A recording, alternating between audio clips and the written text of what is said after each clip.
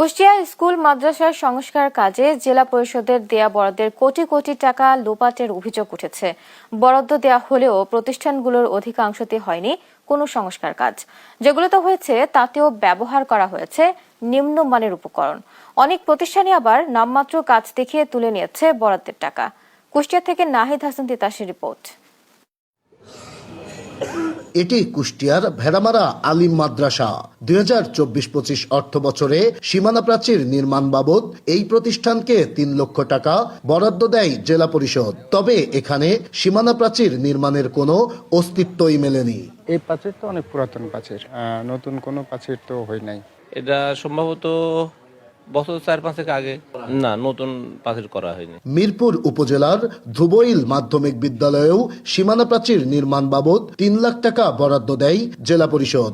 তবে এই প্রতিষ্ঠানটিতে প্রাচীর নির্মাণে ব্যবহার করা হচ্ছে পুরাতন রড সহ নিম্নমানের উপকরণ।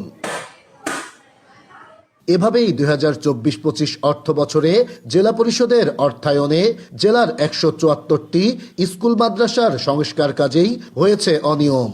বরাদ্দকৃত প্রতিষ্ঠানগুলোর অধিকাংশতেই হয়নি কোনো কাজ। যেগুলোতে হয়েছে তাতেও ব্যবহার করা হয়েছে নিম্নমানের উপকরণ সামগ্রী।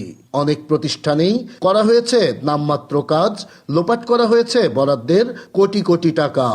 ওই দুই এক পিস হয়তো থাকতে পারে, ওই একটা পেকুলারে হয়তো হেড স্যার জানে আর কি। হেড স্যার করছে কাজ, যেটুকু কাজ হচ্ছে সেটুকু 2 নাম্বার হচ্ছে।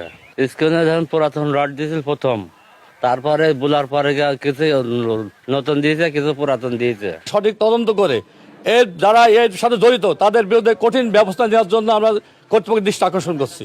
দেশ টিভির অনুসন্ধানে এসব অনিয়মের সত্যতা পাওয়া গেলেও প্রতিষ্ঠানগুলোর প্রধানরা তা অস্বীকার করছেন, দিচ্ছেন দায়সারা বক্তব্য। 100 ভাগ আপনি খোয়া ইট, তারপরে বালি, সিমেন্ট চেক আপ করবেন। যদি কোনো ইঞ্জিনিয়ার বলে যে না মানসম্মত দেওয়া হয়নি, তারপরে আপনি আমার ধরবেন। চেয়ার টেবিল বানাইছে, আমাদের তো ছিল না, আমরা তো একেবারে টেবিল চেয়ার মোটেও নেই, ছিল না। ফার্নিচারের আবেদন করা হয়নি, স্যারের কাছে অবশ্যই একটা আবেদন আছে আমাদের একটা ড্রেনের। আর বিষয়টি খতিয়ে দেখে ব্যবস্থা নেওয়ার আশ্বাস জেলা পরিষদের এই কর্মকর্তার।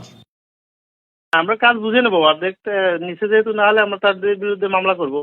এসব লুটপাটে জড়িতদের বিরুদ্ধে দ্রুত ব্যবস্থা নেওয়ার দাবি জানিয়েছেন স্থানীয়রা। নাহিদ হাসান তিতাস, দেশ টিভি, কুষ্টিয়া।